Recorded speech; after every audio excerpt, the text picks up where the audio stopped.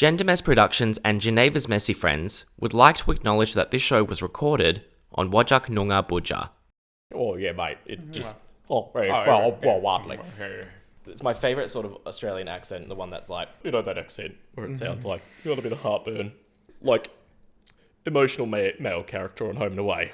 Like, oh, no, Barry. Oh, Barry. Oh, Barry, why'd you do that to me? You just kind of turn up the nasal and it's like, oh, how female. Oh, female. you ready for this? I'm so ready. I'm ready that you're ready. Where? Wah. Yeah, let's do this. Welcome to our house. Make yourself at home. Add your favorite songs.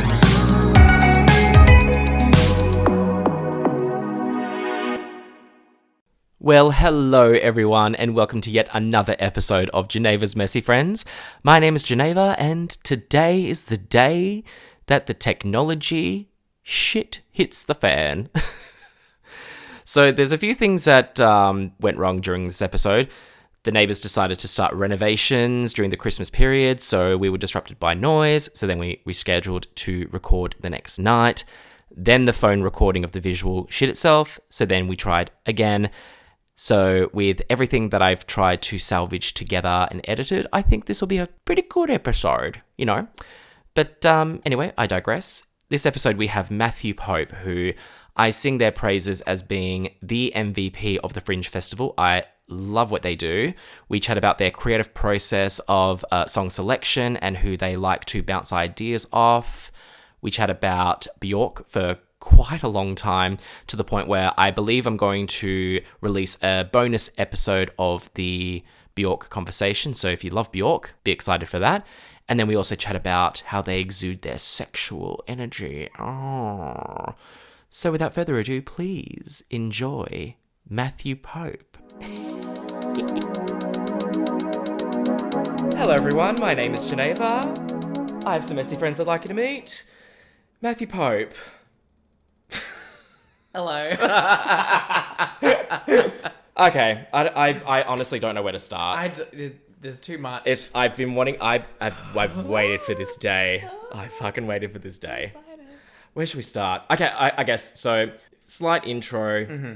You are a walking contradiction of masculine exterior and just overall feminine energy, Thank you. which I love. That's cool. Do you get that a lot when people kind of meet and they're like, "Oh, that's."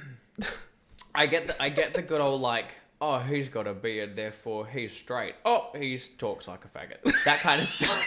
That kind of stuff. But like that's like the first thing that I get. But then sometimes on stage I get a lot of the, oh, how do you make that look so graceful? How do you make that look so like feminine? And then you get all of like, you know, the drunk white women being like, you walk in heels better than I can. That kind of stuff. It's like, how do you be so, you know, graceful and you're like, well, I just look at them and say, I'm a faggot. I'm a woman. Okay, so I remember seeing you before I met you, and you were doing like stuff on Instagram. It was like portrait images of you, and then it had like the kind of swirl. Yeah. And then I know the one. And then you were hula hooping with barbed wire. Yeah. And I went, who the fuck is this? Casual Monday. And then I can't remember.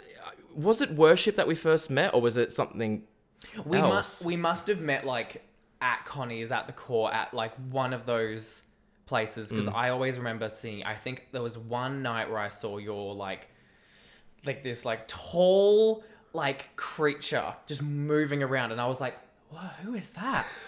This is amazing. And I remember kind of like following you and being, I think you're wearing like one of your tinsel outfits, I think with like the kind of like headpiece or something. Right. So I think it was at Connie's at one. Might have been a room. Might have been doing a room. Might have been a room theater. theater. Yeah. Maybe the silver one. Maybe, I can't quite remember. I was very Yeah. young, probably very drunk. Ooh, because I can remember when it was too. 2014. Because I remember exactly. I can remember basically every year I did a room theater, especially with those monsters, because I rarely wear them out in public because they get just destroyed by people. I don't want any close proximity with anyone. Yeah. I don't want hugs because just you know, wear it once and then just. But because I remember it was to help promote Closet which was a Halloween event to help with the Fringe thing, and it didn't end up happening. But yeah, because I remember posing in front of it. Yeah. And then we did, I think, 4-ish years later, Fringe. we got cast in the same thing. 2017 was the first worship. No, I think it was 18. Ah. Might have been no wait. Was it 17? No, it might have no. 16? No, We should not that early. It was not because I'd only done my first Fringe show, the very first Mash in 2016. It was also the very first Mad as Hell with Dean Misdale. It was also the very first Sensuality. Yes, that was. I remember it was myself, Barbie, and Dean. We produced our very first Fringe shows at the yeah. same time. And then they've all become staples Yeah, ever since. we've done pretty well for ourselves, haven't we? Claps. And I must say, and I've always said this, you and everyone who's ever worked with you will agree with me. You are the MVP of the Fringe Festival. You know this. Because if you look at... Okay, let's look at your track record. Not because it's a big fucking catalogue of shows that you've done. If you look at just 2022, basically every single Fringe show that you were in had won a weekly award. Yes. Or more. Yeah. Sensuality. Pink, The Circus. Worship. Aria, Circus After Dark. You know what? Who's counting? You are. Me. No. I do a lot at Fringe, but that's just because this is the biggest festival that Perth has every year. If I can do what I love and luckily get paid for doing what I love, I'm going to take every single opportunity that I get to do that. And that's why I say yes to doing so many shows, even though my body is like, please no more. No, and it's a credit to your mastery of the craft that you are so sought after by everyone. And so the main question I have for you, and I've been very curious about the... Oh, no. Ah! No! No! Okay. This has been the bane of my existence since Christmas Eve. Neighbours just deciding, you know what? If they listen to this, we hate you. We will hunt you down. There's no way the fuck's listening to this. Straight. Okay. You know what's gonna be? You know, it'll be a fun transition. What? I'm gonna keep the first part in, And then cut to. and then I'm gonna cut to, I guess, the next day. We're gonna try this again. Yeah. So we'll be back tomorrow evening with Matthew Pope. Wait. Hang on.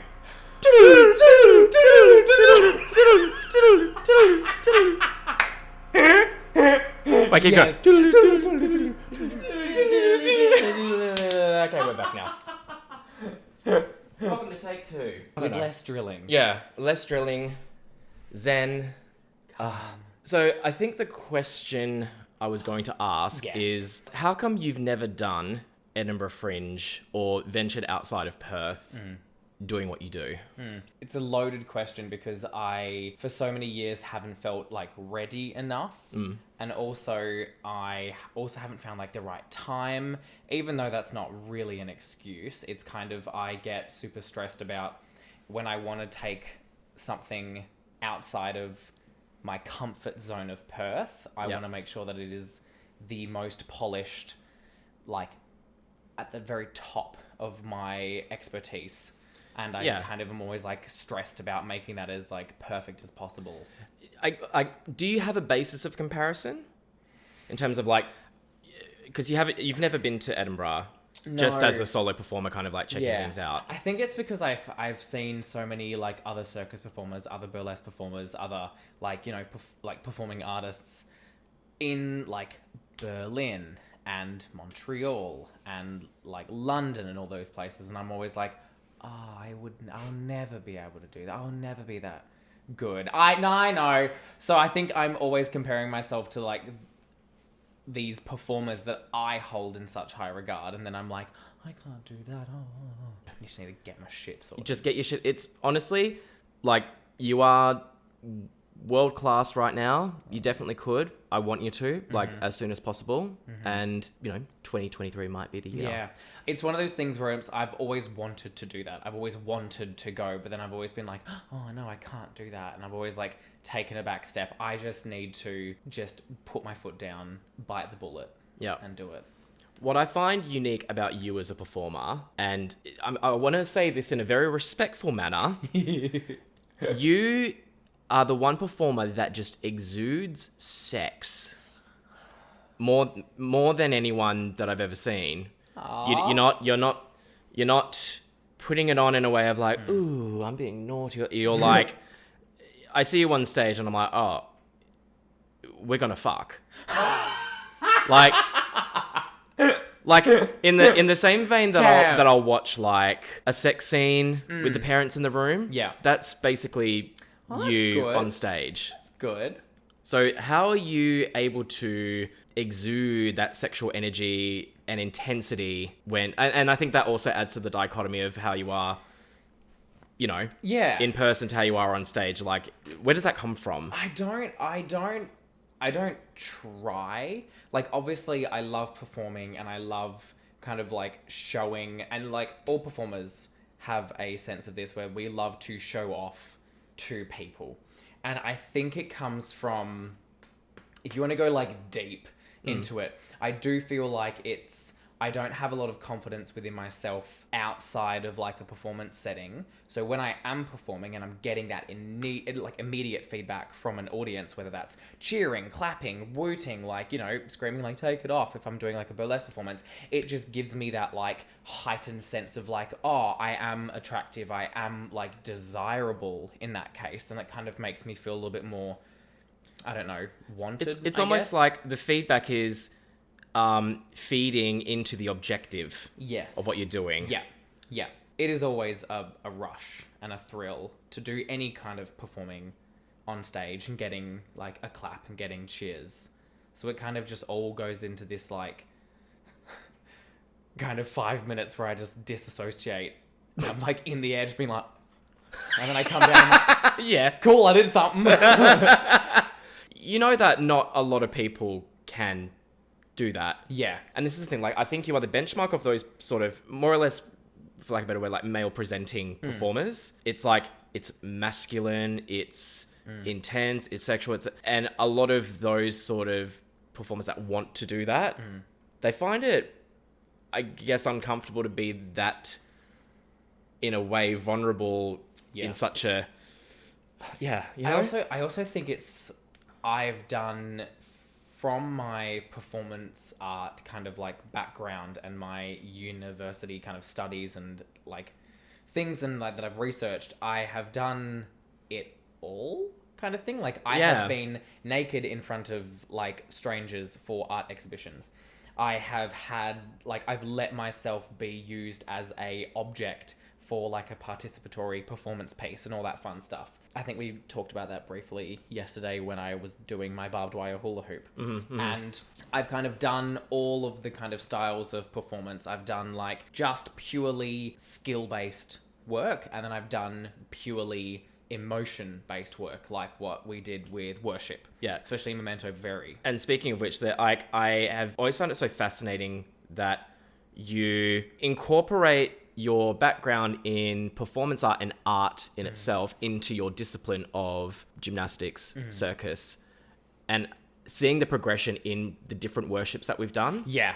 And even having like apparatuses custom made for you just to have Get that a moment, across. like the hand balancing act with the light up bits. Yeah, essentially my dad helped me make these hand balancing canes where they had sensors, and every time I put my hand on the top of like the hand balancing like little canes, like as light would come up, and I was almost like this in like enlightenment, kind of like getting pulled to hell. Because even I remember the workshopping of that, because they were so touch sensitive that I think it was like they went on when there was no contact. Yeah. Which is, you basically have to think opposite of how you would normally... Yeah. You know, touch normally means on, but Yeah. no, touch is off. Yeah. And then you had to have like... It's like patches of fabric that kind of went over it to kind of create contact when there was no contact and... Yeah, so they're called proximity sensors. Right. And every time I like placed my hand over it, they would turn on, but then it was me having to work out, okay, I want to make sure that like I know when to take my hand off to make a dramatic moment and like how to move around. And then when my hands get sweaty from doing hand balancing, I have to use a bit of fabric to be like, and then keep going. Yeah. So it was really fun. It was really, really fun. I was even thinking, I guess it's the same technology as those motherfucking elevator buttons at the Rechabite. Oh. Like, we could talk. I love the Rechabite so much. I could talk forever about those, but Because I'm like, beep, beep, beep. Oh, okay, we're going up on. it's like, and I go like, hey, watch this. And then when it gets too packed, and then someone just happens to not even touch the wall over there, and they just kind of like breathe on it, and then everything's like, literally breathe on it. door open, door close. Do you have a favorite number from Worship? My soul trapeze routine from the most recent Memento Vivere, where it was literally just me covered in glitter with like dappled light, and then me just like almost trying to be a soul and like that last breath leaving the body. Was that the one with the scoring was almost like a clicking beetle type sound? Yeah. And it had this like kind of wave of like beaches kind of sound effects. It was from I kind of edited and kind of mixed in some sounds to a Nicholas Jar song. And that was the first time I was able to like just do a fully contemporary like movement inspired piece, because like kind of coming back to my performance art and my kind of visuals, that's kind of what I love to do. It's just be this weird contemporary, like random abstract almost kind of performer. And to be able to do that again in a context of like Worship, which is already such an amazing and like experimental show, I was like, oh, it's like tickling my art bone. I thought you were going to say something else. I think what we have in common is that we're very specific in our scoring, or where we source like where do you source your tracks and score and music from? It all comes from my Spotify. Amazing. You just get into those daily mixes, and the daily mixes. They curate the algorithm, and then Spotify. content doing well. It's also going to like the radios. So I will find a song and I love, and I'll be like, Spotify radio, and then I'll just listen, and I just will come up and I will find some songs, and I'm like, wow, these are amazing. And then if I need to, I will like mix a couple different songs in, and I'll find some, random sound effects that I like, or I'll find like, a poem if it's going to be contemporary. Yeah, it kind of just happens by chance. And I always find a piece of music first. And I was about to ask, like, I make a routine. It's only been a few characters that I've done where the visual of the characters come first, and then I'll try and find music to kind of go with it. But then other times, I think the approach, and I think a lot of artists, and you would approach this same method as well. It's like, we find a piece of music, we're envisioning a music video in our own head, and then we have to translate that physically through our choreography, our movement, our timing, because I love tracks that are very cinematic. Yes. That even in a span of 4 seconds, it has to have some kind of beginning, middle, and end kind of thing. It can't be too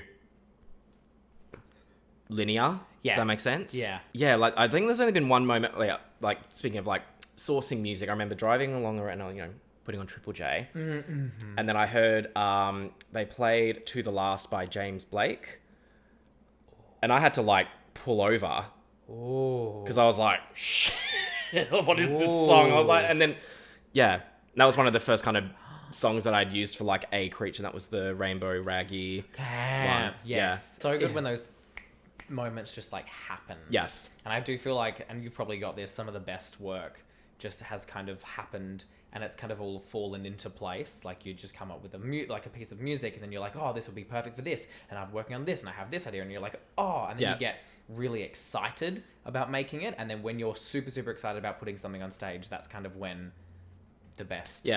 Because there are times where, because I have a mental playlist of like acts that I plan to do, they're back in there that I'm kind of like, because I've got like a disclosure song I'm wanting to do something, like I've already got stuff in the works. But then, do you have specific people that you tell your ideas to? Yeah. Because you have to just vent them. Yeah. Yeah. Because I find at times like now it's at the point I kind of like, there's a few people and then like, because if I tell too many people, then, they're gonna steal my take idea. I have my boyfriend Todd. He's like also into music, really like heavily music kind of inspired as well. So I'm always like, look at this song. I'm gonna do something like this. It's gonna be camp. And he's just there going, okay, cool, man, all right. So he's just like the sounding board for every single idea. And then Sugar du jour. Yeah. I have told her some ideas that she's looked me in the eyes and gone, no. Yeah. You can't do that. You will kill yourself. What do you mean? What do you mean? But she's a really good sounding board because she'll like listen and she'll either go, that's really camp. You can do this, this, this. Or she'll be like, I value your health and safety. You cannot do that. Yeah. I'm like, oh, fine. And also because she is so creative in her own right. Yeah. That you kind of trust her I trust her judgment. And I have the same with other people. Yeah. Others I'm kind of like, there's no point in telling them because they just don't get it. They will never get it. Yeah. Or they're too, Yeah. I don't know, like riddled with fear to empathize with me freely taking a risk. Yeah. You know what I mean? Yeah.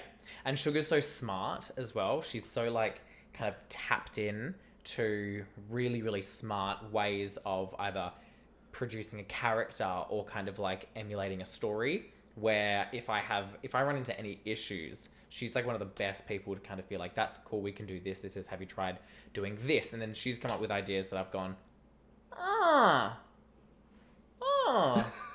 that's good, that. Yeah. I'll write that down. But there's certain numbers, like, the Trunchbull number, Iconic. I will interview Sugar Iconic. soon, but again, love you, Sugar. Iconic. You're iconic. What a go. Oh, have you ever done a duet together, you and Sugar? We've done like little bits together. Like usually in Sensuality, she would help me with an act, then I would help her with an act. Mm-hmm. Like she was a butterfly when I was a moth. She did an envy number and I was like doing like a split, and then she would try and do a split, or do like a bend back, and then she would try and do a bend back to kind of play that.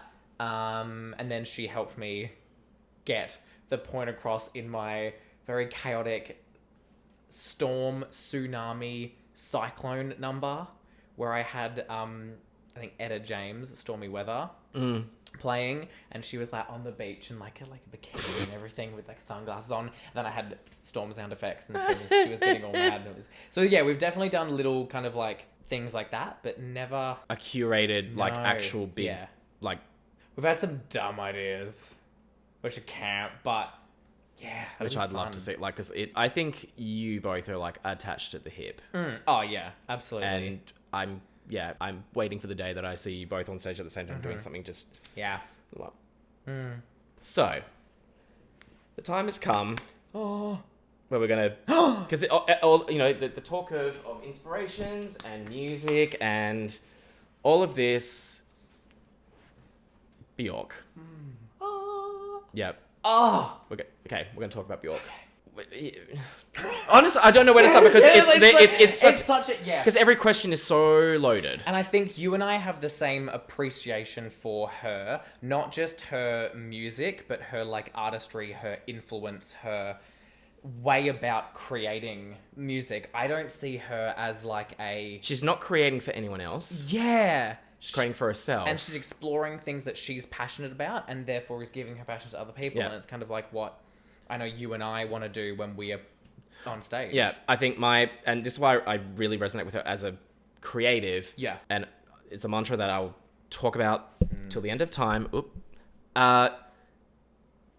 The approval of the audience should not be the motivation, should be the byproduct. You creating for yourself should be the motivation. If people like what you're doing, that's the byproduct of you following your own instincts, passions, viewpoint, creative journey, whatever. Yeah. If someone likes you and gives you feedback, you go, thank you so much. But you don't create from that. Yeah. You put that to the side and go, okay, the reason why they're giving me approval is because I'm creating from a personal, pure place. If I let that influence me, then I'm dependent on them on how I create. And then I'm no longer creating for myself, I'm creating for them. Yeah. And then if I'm creating for them, they are never going to be satisfied. No.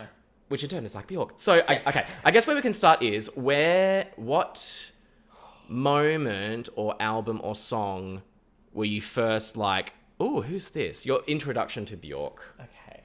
I know it like it was yesterday. Yeah, the core memory. The core memory, the mutual core memory. I was on iTunes just having a browse and I saw the album art for Biophilia. Right. And I was like, who's this woman? Who's this girl? Who's this stunning creature? And I was like listening to all the tracks and I was like, you know what? This sounds a bit interesting. And this was when I can't remember like what year it was. It was when I was still in high school. 2011. I know this because Biophilia was my introduction as well. It may have been like 1 year after, Right. or it could be the same. I can't quite remember, but I remember looking at that being like, cool, did some of the, little iTunes previews. I purchased Moon, Crystalline, and Thunderbolt. Right. And at that time, I was like struggling with, obviously coming out, realizing who I was as a person, more kind of identity shifts happening. And I was going for like bushwalks. And this one day I was like, I'm going to go on this different path. Like go around where I was living in the hills, go a little different path. And I found this beautiful water catchment. And I have never seen it before. I had never seen anything like it. And the second I found it and I was like, whoa, this is a beautiful, beautiful landscape. Moon started playing by Bjork. And it was just that gorgeous song paired with this gorgeous landscape. And I was like, Yeah. and it just clicked. Yeah. And then I listened to Crystalline and I was like, this is amazing. And then I listened to Thunderbolt and I was like, this is amazing. Then I went home and just like dived straight in, purchased the whole Biophilia album, listened to it like start to finish multiple times, looked at the lyrics. Then I went and I like downloaded her entire discography, albums, singles, remixes, everything. And then I just became instantly obsessed. Yeah. And the more I explored and the more I delved into her, the more I was like, this is an artist that I have never like seen before, never even knew could exist. Doing things in such a unique way, like creating an app for school children to learn about the environment, their bodies, and sound and music production, and then to actually go and perform the songs for like underprivileged school children. No one can compare. No. And I mean, like, I've seen like, editorials and interviews and documentaries about how mainstream artists are so influenced by her, but then she's still either she doesn't get the credit that she's really due, or she's never been one to care. Yeah. Like if you basically look up, Bjork acceptance speeches, the bare minimum. Oh my god! I am grateful. Oh, Grapefruit. and then it was the I can't remember what the award was, but it was like a big tribute one where like Robin had done Hyper Ballad. And even that was like very short and to the point. Yeah. But I think just humble and cares. Yeah. That's how much she cares about the music and. Yeah. But so my introduction was, I can't remember which one was first. I think it might have been the Greatest Hits album from 2004 maybe. Oh, yeah. So that's majority of like debut post homogenic, and it's I've got it here. Yeah. I got the vinyl. A prop. I got my two vinyls. We'll get a prop. Oh, it's so pretty. Oh, I'm so jealous. Oh my god, what's that? Oh my god. Give me the Biophilia. So there's that one. Oh my god. Oh my god. Oh. Wow. And then of course. Ah, that, like, who is that? Who is that? That's a god. Because even the music video for this one, it was and just using like the different moon just phases. the harp belt. Yeah. Oh. So my drag journey started in 2011. Yeah. The first two numbers I ever did were Boomcat, What You Do to Me, and then JoJo in the Dark. And then I did what was then called Queen of the Court. Now Crown of the Court. Yeah. I had, won Crown of the Court, and then I got a few gigs through like Court and Connections, and then I was told, oh, your drag is not quite up to par. You need to do 6 more months of Drag Factory until we can consider hiring you again. And I'm just like, okay, well, fuck you. My means of protest at that time was to basically do drag and say, okay, if I'm not up to par, I'm going to give you a reason to say that I'm not up to par. Yeah. The first time I come back to Drag Factory with this new outlook, I did All Is Full of Love, which is the first track on that album. And I basically sit down in a chair, looking like Samara from The Ring, just long black hair, and I'm just like lip singing the song, and everyone's just like. Then I kind of like have this bundle of fabric in my hand, and then I kind of like unravel the fabric, and then I pull out like these scissors, and then I just start cutting my hair while she's wailing. Imagine like early 2012 Drag Factory. This 10 years ago. Outside. No one was doing this shit outside on the bitumen in the commercial spaces like this. So then my second number, I did Declare Independence. Oh, yes. In like a Leg Avenue red, like sergeant outfit. Like white, like just white hair, white painted face. And I'm just like being a fucking, and then like, knee-high red patent leather, like, lace up boots. So I'm just like fucking, just letting all my rage out. Yeah. Then again, the audience response is just like, don't understand. Yeah. The instant I get off stage, I am approached by 2 people who basically say to me, we loved your performance. We normally aren't as keen. I'm paraphrasing what they actually said. We're not usually as keen to see performances at Drag Factory, but you are right up our street. Yeah. Have you heard of Whadjuk? Have you met Ash Baroque and Striker Maya? Oh. And that basically... got the ball rolling. And then I performed Declare Independence at the first Richard, which was done by Monarchy DJs and Vaudeville, and it just got me into that circle in that world, and it just... Kind of like art meeting drag. Yep. And... Because it was then that made me realize, the drag spectrum of representation is not this. It's this. huge, yeah. It can be ugly, it can be risky, it can be anything and everything, and it was Bjork giving me a visual and me having that mindset at the time of like, fuck it, I have nothing to lose. I'm not getting the support of anyone in my audience or my peers. Yeah. Might as well just do it for myself because fuck it. And because I had done it, and that moment of like doing it for myself, not for the approval of others, then it manifested that moment, that manifested this moment, and I'm like, that's my core memory. Yeah. And since then I've done Mutual Core as the Volcano. Virus with Bobby Knox for Worship. That was stunning. Thank you. Fucking gorgeous. That was such a hard track to do because it's so delicate. It's because it's in increments of 6. 6, yeah. It's not like an 8 count. It's a 6 count. Oh my god. And it took us a while to kind of understand. Why isn't the choreography working? And I was like, because it's in accounts of 6. That's genius.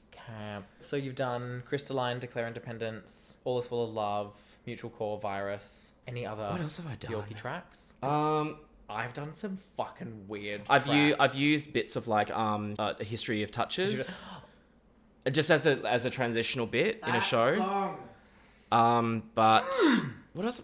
Actually, flip that over. What have I done? What have I done? I think the very first performance I did was to Wanderlust. That's from Volta. Yeah. And then I did Hollow, the 16-bit remix. Oh, God. Which was...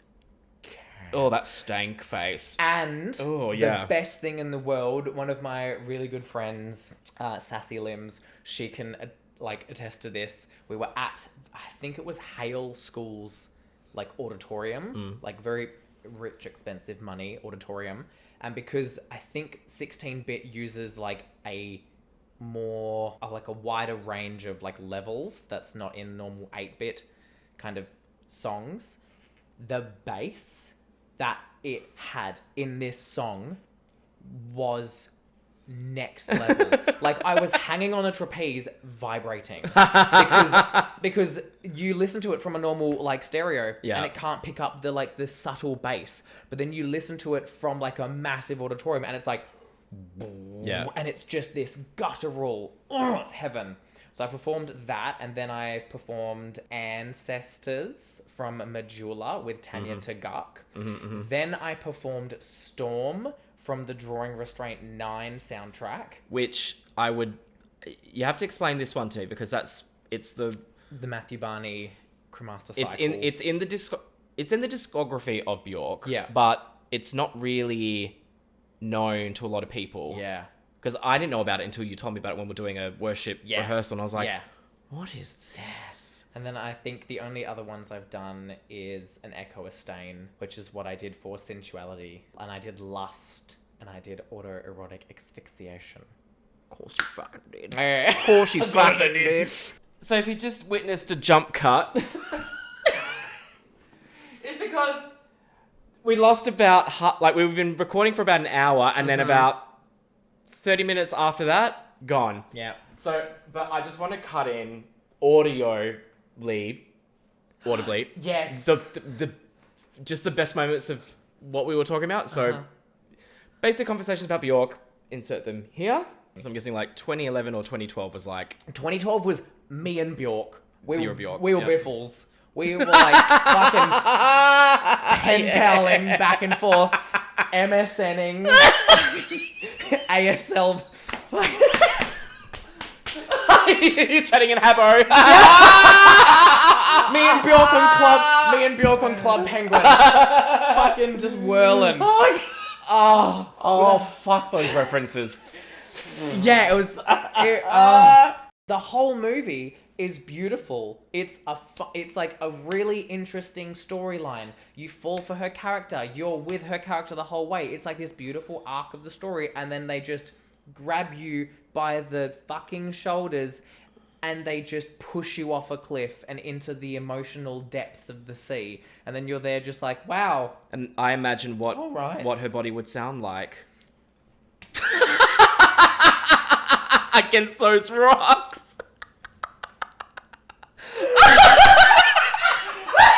How dare you? No, it's all. Oh my god. See, this is like, you'll not understand. Can I say, so that moment, okay, now this is basically our camaraderie when it comes to like every worship rehearsal. Oh my god. Just Yes. me saying something, me hitting a pun, and then you just like... It's like the dad Like- puns, which is so bad, but they're so good. It's like, 20% admiration of the joke, and then like 80% just of like like, oh, disgust. fuck you, Just Geneva. disgust. Like, get fucked. But then we'll go like back and forth. You said Bjork and Cliff in the same sentence. Bjork and Cliff, I yeah. took my shot, and Yeah. you know what? Yeah. Bullseye. Oh my god. If only you saw in person the reaction of Yeah. you leaving the room. I just got up and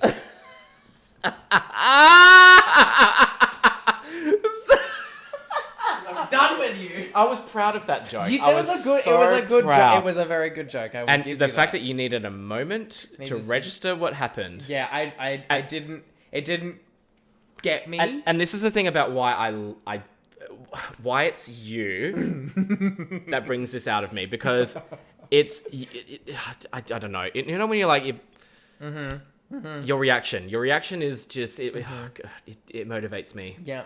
It's my it's my Tie me up, 'cause I'm motivation in this ropeable. life. Tie me down. Tie me down. Because I'm ropeable. Can you not? I cannot. Can I can not. not. But Boy Scouts. So, Oh fuck. the question of the night: where do you see yourself in 10 years? Hopefully, I'm still alive because I do dumb shit, Yeah. and I am a walking like cyclone of a mess. Do you have a constant like OH&S Oh, I form need attached to your body? It just It's like tattooed. just a swims.